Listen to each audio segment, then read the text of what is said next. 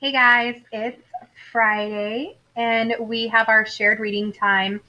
And okay, so here's the deal. I really want to find out what happens in this story. Um, are you guys okay if we just read two chapters without a reading response? Are you okay with that? Is that okay? Yeah? Okay. So grab your Make Way for Diamond Daniel, your story by Nikki Grimes, and we're going to pull it out and turn to chapter 4. Hopefully you had some kind of a bookmark in there.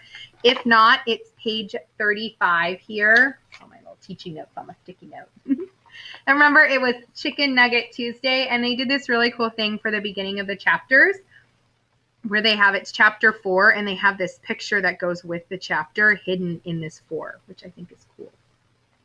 Here we go. Okay, we're just going to relax and we're just going to read because you guys, it's Friday and I want to. Okay, here we go. One Tuesday, it was Chicken Nugget Day. To be exact, Diamond was sitting with the 3 T's when Free stomped into the lunchroom. Fists clenched, not looking where he was going. Again, he bumped into Jordan, this tiny 3rd grader, and mumbled, "Out of my way, squirt." I bet if you were using a little bit of your, I know we're starting to talk about it in our social emotional learning. If you're using a little bit of your empathy skills, I bet you can read a little bit of his feelings and you can kind of tell how Free might be feeling just by how it described him. Poor Jordan shook so hard he dropped his tray. Free just kept going, got his own lunch, and slammed the tray down on a nearby table. That's it, thought Diamond. I'm tired of seeing that boy scare the living daylights out of everybody in sight. Time somebody stood up to him. Diamond walked straight up to Free and said, "What is your problem?" Free looked up from his plate, startled. "Who says I got a problem?" "You have got to be kidding," said Diamond, with one hand on her hip. "See that little kid over there?" With her chin, she pointed, like this, over there, to Jordan, who was still on his hands and knees, chasing his spilled chicken nuggets after dropping his tray. Oh, poor kiddo. "You did that," said Diamond. Free, suddenly looking sheepish, mumbled, "Sorry." "Oh." "Humph," said Diamond. "You should be. Now tell him." Free thought she was kidding, but Diamond glared at him. She got the glare. Hand still on her hip, he could tell she wasn't going to go away any time soon. I like that she's sticking up for someone. Turning to page 38 now, if you're following along in your book. Hopefully you are. "Sorry, kid," Free yelled, loud enough for Jordan to hear. Only then did Diamond return to her own table. Diamond kept her eye on Free after that. Whenever she caught him growling at someone, she'd scowl at him. If she heard him yell at little kids, she'd step in front of them, cross her bony arms, and stare Free down until he said he was sorry. After a few days of this, Free did his best to stay out of everybody's way, especially Diamond's. For some reason, he couldn't quite figure out he didn't want her mad at him. Maybe because she had a scowl on her face. And it crossed her arms. Later that week, Diamond's mother sent her across the avenue for some Chinese takeout. On the way back, Diamond found Free sitting alone on the stoop of the building on her corner. She had heard he lived nearby, but this was the first time she'd seen him. "Hey," she said as she passed. As always, Free just grunted. Diamond shook her head. "Now, if you were smart," said Diamond, "you could have said," turning to page 40, the last one of this chapter. I can tell because I can see the next chapter on this other side. Hay is for horses. I mean, spelled differently, but do you get it? If you were smart.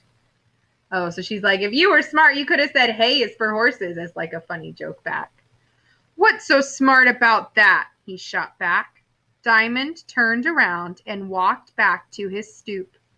There was something bugging this kid, and Dyamonde was going to find out what. Nobody could be that mean all the time for no reason. Could he? Chapter 5. Okay, we're going to keep going. Dyamonde digs for answers. Who are you so mad at? Asked Dyamonde. The question caught Free off guard. What? Who are you so mad at? Who said I was mad? Oh, please. All you do is stomp around and glare at people.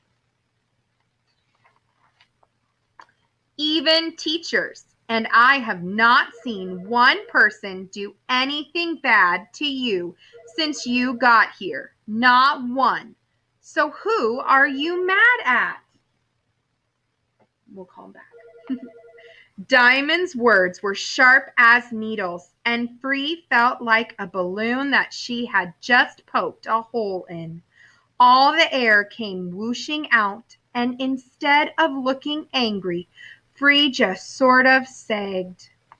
I don't know, said Free in a tired voice. I'm mad at my folks, at my dad mostly. He lost his job and made us move here, and I had to leave all my friends behind. Oh.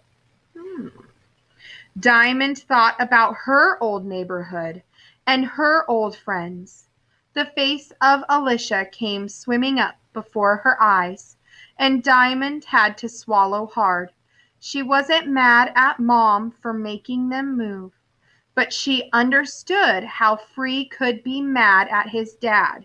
You guys, this is perfect because we're starting to talk about empathy in our social emotional learning counseling lessons that I do with you guys. And we're talking about feeling empathy for others and understanding how they're feeling and where they're coming from. And this is perfect. That's what she did. She can be empathetic to him because she understands a little bit of what it feels like when you have to move. Okay, said Dyamonde, you've got a right to be mad, but not at people you don't even know. Free sighed. I guess you're right. Of course I'm right. I'm always right, said Dyamonde. The way she said it made Free smile. Yay, she made him smile.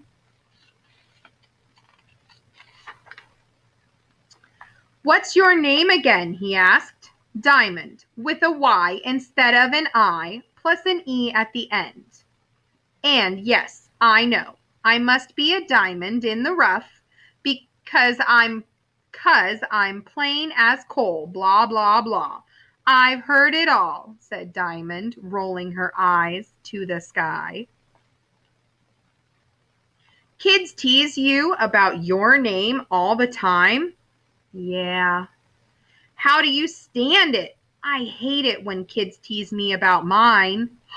Now that they're talking, they're starting to find out what they have in common. Yay, look at that. Oh, you guys, I love this. Dyamonde shrugged. It used to bug me when I was little.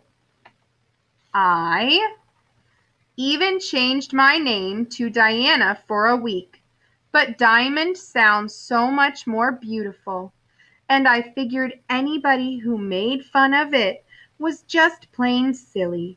Besides, there are way worse things in life than being teased about your name. Anyway, who would tease you about Free? Nobody, but my last name is Freeman, and my first name is Reed. What's wrong with that? When's the last time you met some kid named Reed, especially a black kid? People always say to me, hey, Reed, what are you reading? Or there goes Reed reading again. Got it. So I just use Free, short for Freeman. Only my family calls me Reed. That makes me sad, you guys. The grown-ups in your life, your parents, they spent so much time figuring out your name. It took us months to figure out my son's, and it's so special because it's a family name and it's his dad's name. It would break my heart if someone teased him for his name. I hate that. Poor kids. I want to reach for the book and give them a hug. Well, I like it, Reed.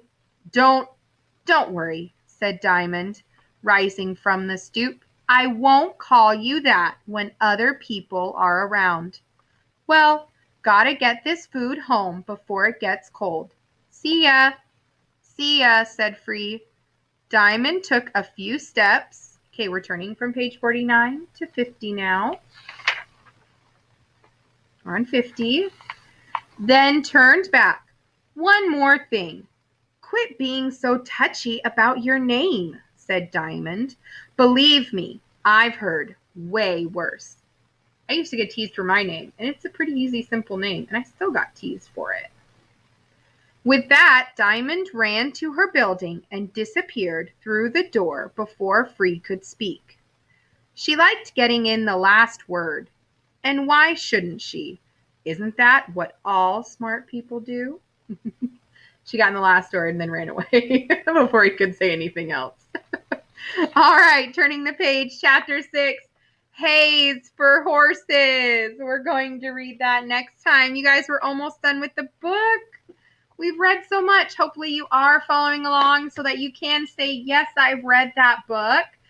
Plus, I'm sure it is helping your reading brain. That part of your brain that's working on all those great reading skills. Woo, walk. All right, guys. I will see you next time. Have a wonderful day. Thanks for reading with me. Bye.